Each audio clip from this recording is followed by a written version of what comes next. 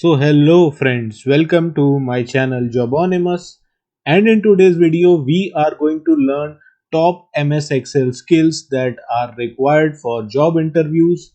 So friends, please watch this video very carefully because in case you are not aware, recent studies indicate that more than 80% of jobs in the entire world require MS Excel skills, and the employees who have good MS Excel skills are on an average earning more than 12% than their counterparts. So this is the importance of MS Excel in today's job market. So let's start today's video with the first MS Excel skill that we are going to learn today, which is the lookup function. So friends, this is a very important function that is used in corporates, and interview questions are asked regarding this role. So first we will take a practical, and then we will look at the theoretical interview questions so that you can understand both the things and ace the job interview regarding the MS Excel skills. So friends, to start the practical of lookup function, assume that you are working in the HR department of a company and you have this huge table which shows the employee ID, employee name, age, department, salary per month in 2019, salary per month in 2020, and the increment percent that the person got from 2019 to 2020, which is nothing but this salary minus this salary divided by this salary into 100, which comes out to this. So you have this list, and all of a sudden your boss calls you and tells you that he wants to check how much increment a person got from his employee ID only.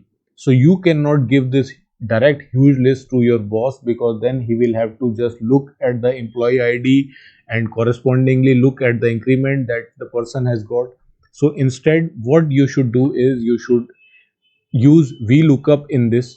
So what you should do is, to use VLOOKUP function, you should first write this employee ID, name, and then increment, and then under the name you should employ VLOOKUP function. So you should write VLOOKUP bracket, the first thing, lookup value, what you want to look up at. You want to look up at employee ID.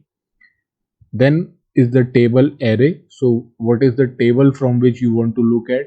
So this is the entire table, so you should select this entire table.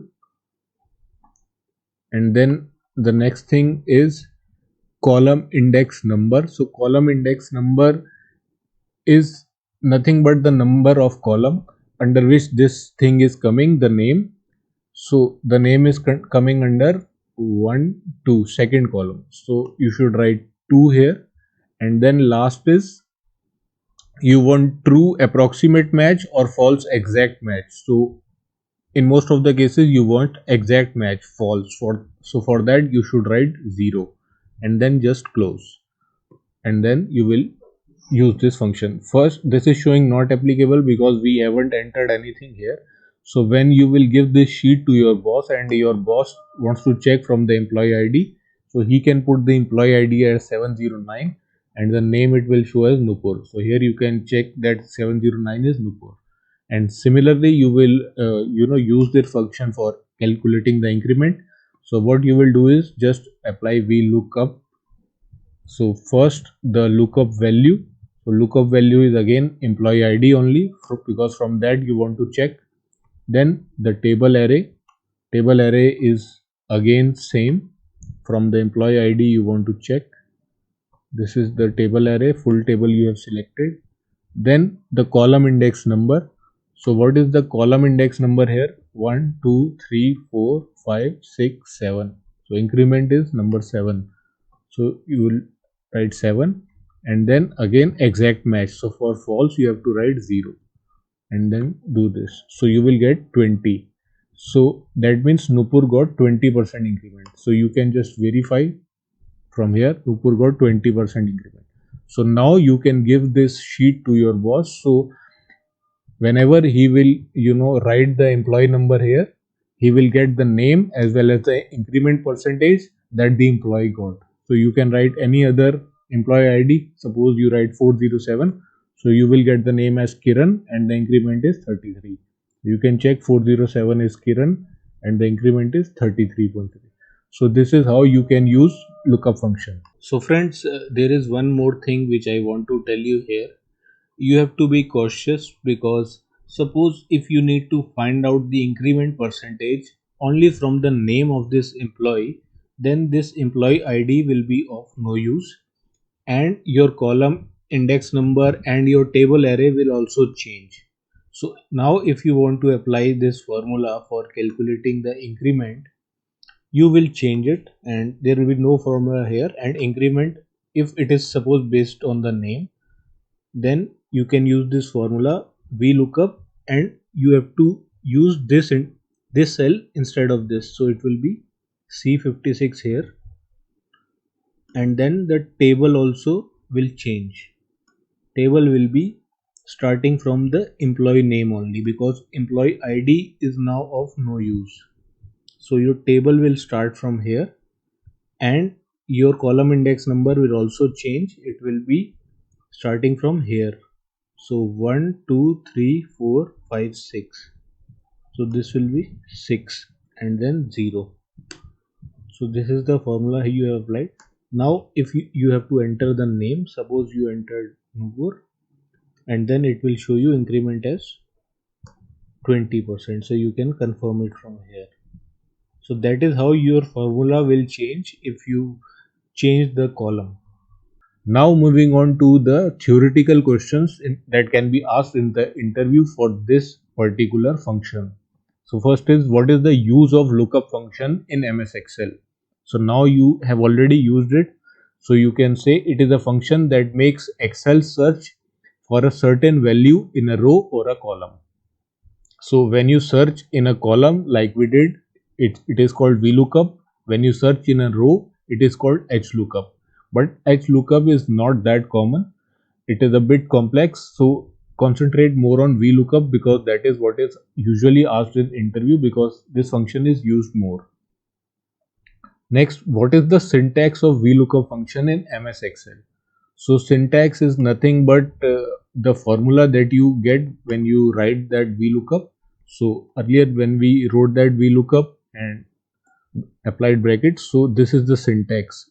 VLOOKUP, then bracket, lookup value, table array, column index number, and range lookup. So this is the syntax of VLOOKUP. So sometimes they will ask you to write the syntax of VLOOKUP. So this is the syntax of VLOOKUP. Then what is the advantage of VLOOKUP? So now you have used it, you know a VLOOKUP can look up data automatically instead of a person having to do it manually. So time saving is a huge benefit here. So it is done to save time. This is the major advantage.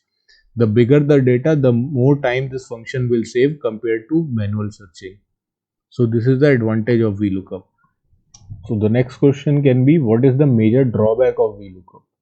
So the major drawback of VLOOKUP is that it's easily broken.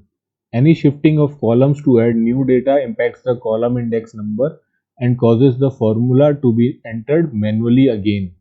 So friends, what it means is if suppose we enter one more column here, after age you also write the date of joining of the employee, then your column index number will completely change.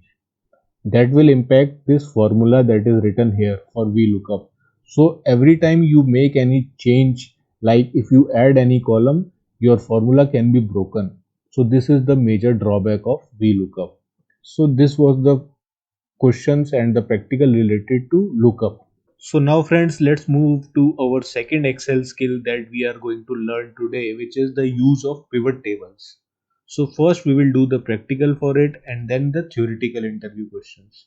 So for doing the practical, let's assume that you are working in the sales department of a company like Amazon, and you have this Excel sheet where you have been given product category like electronics, clothing, books, product, the exact product, the total sales of the product in numbers like 100 LED TVs were sold in 2019, so 100 sales in 2020, then sales revenue, the money you generated from that sale in 2019 and 2020. And all of a sudden, your boss calls you and tells you to tell him the total sales revenue generated from the electronics product category in 2020. So what you will do here is you will use pivot table, because see, electronics is written many times. Electronics written here, then here. So how much you will calculate? This will be very tedious. So instead what you will do is you will use pivot table. For that you will go to insert and then pivot table. So you will select pivot table here. Then first of all you have to select the table range. So table range starts from here till here. So after selecting the table range, you have to tell where you want to paste this pivot table, either in the new worksheet, or if in the existing worksheet, then where, which cell. So here you can enter any cell, suppose enter here and they do OK. So your pivot table will automatically come on this cell here. And these are all the column headings which you have. So you can here check. Now since I told you you want to check your total sales in 2020 for the product category of electronics, so you will tick mark on the product category and the sales revenue in 2020. So it will show all the sales revenue in terms of the product category. So the total for electronics, if you want to check, is 2,20,000. So this is nothing but the sum of all the product items in electronics and their sales revenue in 2020. So that is how you can use this pivot table. And in case you want to check any other thing, you can add. If you want, suppose you want to check sales number, total number of sales in 2020, then this will also come in terms of number. So this is how you can use the pivot table. So friends, now after seeing the use of pivot table in practical terms, we will look at the theoretical questions that can be asked in interview regarding the pivot table. So what is pivot table and its use? So pivot table is a technique of data processing. It is used to summarize large sets of data so that meaningful conclusions can be made from the data that can further be utilized to explore trends and finding key figures like profit percentage, sales revenue, etc. that can be valuable for businesses in making future decisions. So now you can easily, remember this definition or use of pivot table, because you have already used in practical terms. So you have seen it is used for data processing, and large sets of data has been processed to find key figures and trends like profit percentage, sales revenue. So like here you found out the sales revenue. So friends, next question is it possible to make pivot table using multiple sources of data? So yes, it is possible to make pivot table using multiple sources of data if that data is from the same workbook, but it could be in different sheets. So what it means is it has to be this same Excel file, but different sheets can be there. But if it is a different workbook, then you cannot combine that data to make a pivot table. So what I am telling you is, if you select this pivot table here, you can select the table range from different sheet also, but you cannot select it from a different workbook. So this is what it means. Next is, what is the major disadvantage of pivot table? So major disadvantage of pivot table is that there are no automatic updates, in the sense that if you change any data or add any column, it does not automatically update in table and needs to be updated in table again and again. So what I'm trying to say here is, suppose this is the data for electronics and this is the total sales revenue of electronics in 2020, which is 2,20,000. Now if you change a product of electronics, its sales revenue, you make it 70,000, so it will not reflect any change here. However, it should have changed. So that is what is the disadvantage. Now here what you have to do is you have to click on the pivot table, go to this options tab and do refresh all. So after you will do refresh all, now you can see this value has changed. So every time you change the data, you will have to push the refresh button so that your pivot table gets updated, because it will not automatically update itself. So this is the disadvantage of pivot table. Similarly, if you add any column or something like that, then you have to again insert the pivot table and select the different table range. Okay, so you have to go there and the table range will also change. So again you have to apply this formula. So this is the major drawback of pivot table. So this was about the practical and interview related theoretical questions for pivot table. So friends, the next Excel function that we are going to look at is macros function. It is specifically useful when you are working in a department that requires a lot of repetitive work. So what you can do is record a macro for your work and simply use a shortcut key to paste that macro everywhere you want. So I'll just show you an example. Suppose you are working in a company and every day in the morning you get this unstructured data, unformatted data should I say, where product name is written, quantity received is written and the price is written. So you have to structure it as per company. So all you have to do is use macros and then just copy paste it every time. So for that you just have to go to view and go to record macro, and then you just have to give the macro name. So you can give it format whatever name you want and a shortcut key. So you can give any key, control plus s I'm giving, and you want to store macro in this workbook, new workbook or personal macro workbook. Personal macro workbook means it will be stored in every workbook which you will work. So currently I'm using this workbook and then okay. So now whatever you will be doing is stored in macro. So here you suppose you have to also calculate the amount, which is nothing but the quantity received multiplied by the price, which is this one, and then just drag it there. So you have found everything for this row, and then you have to format it as per company guidelines, and uh, you also have to do these things like entering the border, highlighting this title, filling it with a color, making it with bold. So this is your format. So now what you will do is you will stop macro. So macro is can be stopped from here or from there also. So you go here again and stop recording. So now your macros is stored. So friends, this is how you can record macros function.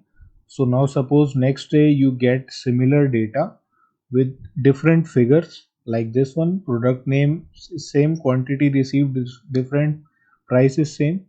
So here you can use your macros function and this data will get formatted into the same format that you used. So all you have to do is you use your shortcut key for macros, which was control s. So here I'll push control s and all your data will get sorted in the same format that you use for your macros. So that is the purpose of macros. But here you have to take care of one thing, that this data initially should have been entered in the same row and column. Like this one we worked in A19, starting from A19. So this should be in the same column, then only it will work. So this was about the macros practical. Now we will look at the interview theoretical question that can be asked for this particular role. So first is, what is macros function in MS Excel? So macro is a record and playback tool that simply records your Excel steps, and the macro will play it back as many times as you want. What is the advantage of macros function in MS Excel? So advantage is it records routine steps in Excel that you can replay using a simple button, so it saves a lot of time. As an example, if you are working in accounts department of a company whose customer paid pay for its products via online transactions, you may have to download the payments data at the end of every day and format it in a manner that meets your business requirements. So you can import the data into Excel and format. The following day you will be required to format the same task. It will soon become boring and tedious. Macros solve such problems by automating routine tasks. You can use a macro to record the steps of formatting your data to meet your business reporting requirements. So this is about the advantage, where you have given example also. Where can you find macros function in Excel? So it can be found in the views tab. So this was about the macros function. So friends, the next function of Excel that we are going to learn today is password protection. So friends, suppose if you are working in your office and you have to share your Excel sheet with a colleague from different department or a client, and you want that person to see the Excel sheet but should not be able to edit or make changes in your Excel sheet. So then you can do it by protecting it with a password. So what you can do is you will go into this review tab and go to protect sheet and then select a password. Okay, and then again enter that same password to reconfirm. So now this particular sheet is locked and no one will be able to make any changes in this sheet. They will only be able to look at this sheet and not add any column or make any change here. So if I try to make a change here, so see what it says, the cell or chart that you are trying to change is protected and therefore read only. So it will become a read only file. So this is how you can use password protection. So interview question related to it could be how to prevent someone from copying the cell from your worksheet.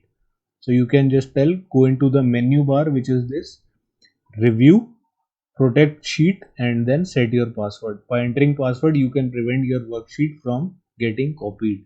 So this is one more function of Excel that can be asked in interview. So friends, now we move on to the next important Excel function, which is known as if function. So for learning its practical, first let's assume that you are working in the pricing department of a company like Amazon, where you have to set the price of every product. So you have been given this list: product category, product name, and the price of the product. And the festival season is about to start, and your upper management has told you to give discount on all the products. But there is a condition that if the value of the product is less than 500, discount is 10%. If it is more than 500, then discount is 15%. So here you can see the prices of these products. So this is less than 500, so discount will be 10%. So you will write 10 here. This is 500, so 15, 10. So suppose if you have a long list, then this option is not viable to enter each and every value in every table. So what you will do instead here is you will use if function, because you have been given a condition. So you can apply the condition here: if this value is less than 500, then your discount is 10%, and if the other condition is satisfied, which is if it is greater than 1500, then it is 50. So you will write it like this and close. So it will show 10 because here value is less than 500, and then you can just drag it down and the formula will be copied to every row. So now you can easily see that it has applied this to every row. So you can see wherever it is greater than 500 it is 15, when less than 500 it is 10. So now you can easily calculate the discount rate and the after discount price. So this is where the if function comes into play. So now we look at the interview theoretical questions that can be asked. So firstly, what is the syntax of if function? So as I told you, syntax is nothing but the formula when you type this. So as you could see later, if you type this if bracket, so logical test, comma value if true, comma value if false. So this is the syntax of if function. What is the use of if function?